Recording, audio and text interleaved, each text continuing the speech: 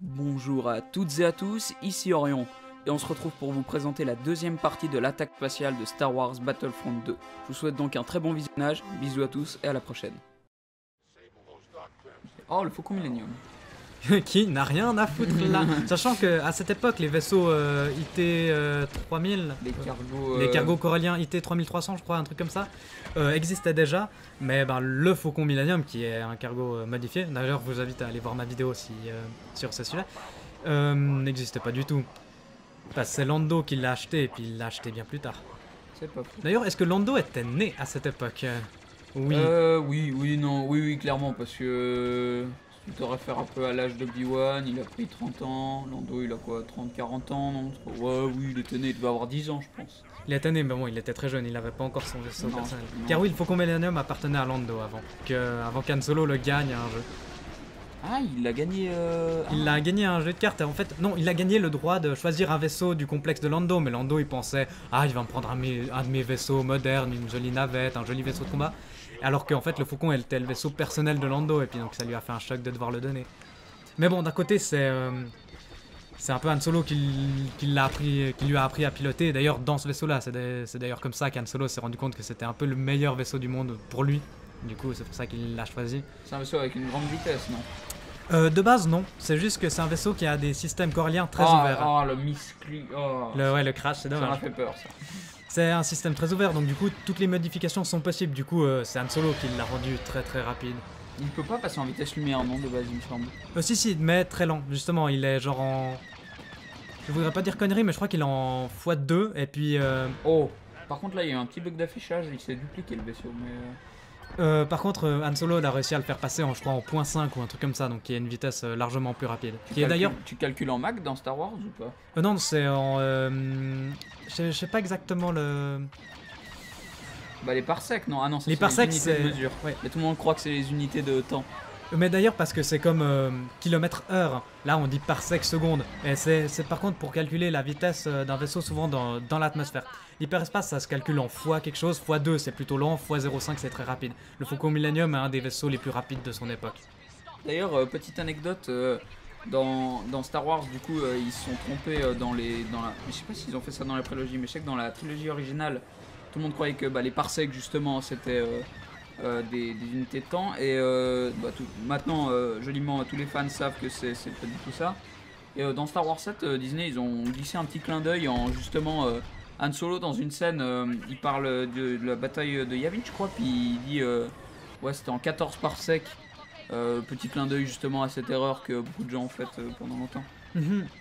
Bon, il y a plein d'erreurs qui sont de Star Wars de nom. Unité de temps, on compte en bataille de Yavin ou Alors pour justement le calendrier, on compte en bataille de Yavin.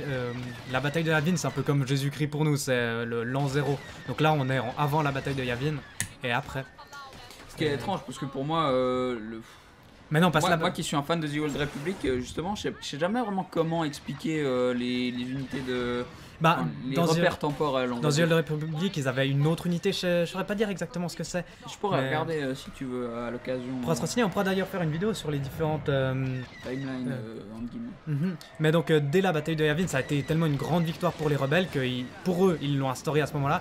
Et donc, dès que Luke a vaincu l'Empire, eh ben, il l'a rendu dans la Nouvelle République l'unité de temps officielle. Et depuis, dans la saga Star Wars, ça a resté l'unité de temps officielle, même pour ce qui se passait avant. Donc, qu'est-ce que je voulais dire Ouais, donc les vaisseaux ont l'air d'être pas mal ouverts, ouais, on peut pas mal rentrer dedans. Et l'intérieur est très beau avec les... Non, alors apparemment les batailles spatiales comme ça, on pourra pas se mettre à pied. Ce qui est dommage parce que j'avais entendu parler de ça et ça m'avait plutôt hypé. Ça pourrait être très intéressant. Hein, il est beau hein, ce faucon. Bon, normalement il y aura plusieurs maps spatiales, peut-être ouais, dans une autre. C'est pas dit, hein, mais pour l'instant, non. Bon, la map là elle est très jolie, je trouve. Hein, elle est plutôt... Bon, je vais pas dire qu'elle est énorme, mais il y a de quoi faire, quoi. En plus, il y a pas mal d'objectifs. Ça a l'air d'être plutôt rempli niveau joueur. Ça a l'air d'être assez intéressant à jouer. Ouais. Il y a des manœuvres qui ont l'air plutôt compliquées. Je pense que c'est un peu comme beaucoup de jeux de ces dernières générations de type pilotage. Genre, le maniement comme ça est très facile à prendre en main, mais par contre pour effectuer des très beaux mouvements, ça demande beaucoup de maîtrise. D'ailleurs, ce que je me demande, est-ce que le Faucon Millennium a une vue en première personne? Là, on ne l'a pas encore vu dans cette vidéo. Bah en fait, je crois que les vaisseaux de combat, enfin les vaisseaux de héros en général n'ont pas de vue FPS. C'est comme les héros, en eux-mêmes ils n'ont pas de vue FPS, donc à mon avis non. C'est très dommage parce que la vue FPS du Faucon Millennium du Faucon Millennium est très intéressant. C'est compliqué à prendre en marche, mais il n'est pas là pour rien. Vu du côté, c'est très perturbant, hein, je pense. Alors, pour tout ce qui est parking et tout ça, c'est très compliqué. Par contre, pour la vue dans l'espace... Non mais c'est vrai, hein, il galère Han Solo. Mais par contre, pour la vue dans l'espace, c'est vachement pratique parce qu'on a ce cockpit vraiment décentré, permet qu'il soit vraiment ouvert tout en étant protégé. Et donc ça permet d'avoir une très bonne vue d'ensemble sur tout le champ de bataille. Ça offre une plus grande place aussi dans le vaisseau. Ça permet en fait, de base. À l'avant justement, normalement il y avait le pont où on montait les marchandises, ça permettait qu'il soit centré et puis qu'on puisse le faire passer par l'avant. C'est pas fou. Donc là on voit ils ont plusieurs objectifs à faire, là ils doivent construire les petits, les gros vaisseaux de droïdes. Donc les maps ont l'air d'être assez longues, je sais pas ce que t'en penses. Ouais, bah là on en est quand même à pas mal de temps. J'ai l'impression que le gameplay s'est un peu enchaîné, pas forcément que ça a coupé. Mais je me demande combien de temps durera une partie, si ça sera plus comme un Overwatch en 15 minutes à faire une partie. Je pense que c'est plus comme du Battlefront 1 où on est plus sur du 20-30 minutes pour les grosses parties. Ça pourrait être intéressant que ça soit des parties un peu plus longues. Et ça éloignerait aussi les gens qui sont juste là pour les kills. Ça pourrait être intéressant qu'il y ait des modes plus courts, un peu casual, et des modes un peu plus avancés où il faut vraiment bien maîtriser son vaisseau. Mais bon, ça m'étonnerait car je pense qu'ils veulent vraiment faire un jeu qui soit vraiment ouvert à tous. Et surtout que la majorité des acheteurs de ce genre de jeu, malheureusement c'est surtout du casual quoi, on va pas se cacher.